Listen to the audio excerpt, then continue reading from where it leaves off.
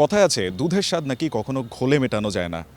অদম্য বাংলাদেশ টি-20 কাপ 2026 আয়োজনের পেছনে বিসিবির মূল ভাবনা যেটা ছিল তা হচ্ছে ক্রিকেটাররা যেহেতু এবারে টি-20 ওয়ার্ল্ড কাপটা খেলতে যেতে পারেনি, তাদের যেন খেলার মধ্যে রাখা যায়, তাদেরকে মোটিভেটেড রাখা যায়।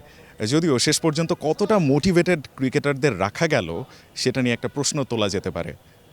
আজ টুর্নামেন্টের প্রথম ম্যাচ হয়েছে ধূমকেতু একাদশ বনাম দুরন্ত একাদশের, এবং প্রথম ম্যাচ শেষে ধূমকেতু একাদশ 6 উইকেটে যখন জিতে যায় তখন দলটার একজন ক্রিকেটার রিশাদ হোসেনকে পাঠানো হয়েছিল পোস্ট ম্যাচ প্রেস কনফারেন্সে, এবং সেই জায়গাটাতে তিনি যখন আসেন তাকে প্রশ্ন করা হয়েছিল যে বিশ্বকাপ মিসের হতাশাটা আছে কিনা। তখন কিন্তু তার উত্তরে একটা বিষয় ক্লিয়ার হয়ে গেছে, বিশ্বকাপটা অবশ্যই রিশাদ হোসেন মিস করছেন, যেহেতু বাংলাদেশ দল খেলতে পারছে না সে বিষয়টা।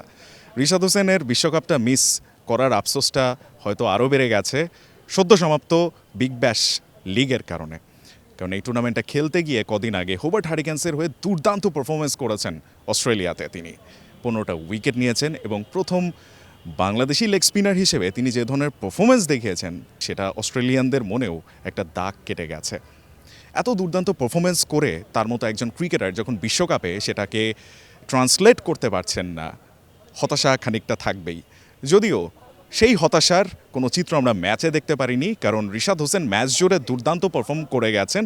4 ওভার বল করে 21 রান দিয়ে 3টে উইকেট নিয়েছেন, এবং তার বোলিংয়ের কারণেই দেখা গেছে দুরন্ত একাদশ শেষ পর্যন্ত 143 রানে অল আউট হয়ে যায়।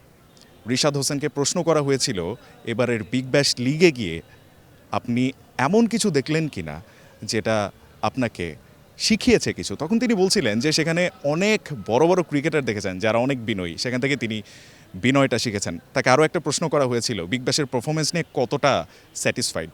রিশাদ হোসেন তখন সোজাসাপটা বলে দিলেন যেহেতু চ্যাম্পিয়ন হতে পারিনি, যেহেতু ফাইনালটা খেলতে পারিনি, তাই স্যাটিসফ্যাকশন তার মধ্যে নেই।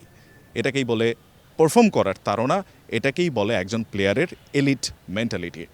সামনের গেমগুলোতে রিশাদ হোসেন হয়তো তার এই তাড়নাটাই বারবার তার খেলার মধ্যে ফিরিয়ে আনবেন।